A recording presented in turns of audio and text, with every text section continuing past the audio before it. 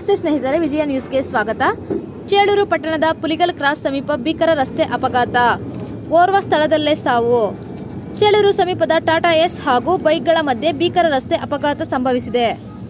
ಪವನ್ ಕುಮಾರ್ 22 ವರ್ಷ ಎಂಬ ವ್ಯಕ್ತಿ ಸ್ಥಳದಲ್ಲೇ ಮೃತಪಟ್ಟಿದ್ದು, ಮತ್ತಿಬ್ಬರು ಗಂಭೀರವಾದ ಗಾಯಗೊಂಡು ಆಸ್ಪತ್ರೆ ಪಾಲಾಗಿರುವ ಘಟನೆ ನಡೆದಿದೆ.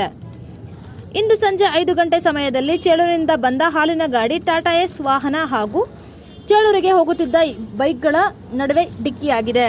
ಇದರ ಪರಿಣಾಮ ಬೈಕ್ ಸವಾರರು ಪವನ್ ಕುಮಾರ್ ವ್ಯಕ್ತಿ ಸಾವನ್ನಪ್ಪಿದ್ದು, ಮತ್ತಿಬ್ಬರು ಬೈಕ್ ಸವಾರರಿಗೆ ಗಂಭೀರ ಗಾಯಗಳಾಗಿ ಆಸ್ಪತ್ರೆಗೆ ದಾಖಲಾಗಿದ್ದಾರೆ. ಅಪಘಾತಕ್ಕೆ ಕಾರಣ ಏನು ಎಂಬುದು ತಿಳಿದು ಬಂದಿಲ್ಲ. ಸ್ಥಳಕ್ಕೆ ಚೇಳೂರು ಪೊಲೀಸರು ಭೇಟಿ ನೀಡಿ ಪರಿಶೀಲನೆ ಪ್ರಕರಣ ದಾಖಲಿಸಿಕೊಂಡಿದ್ದಾರೆ.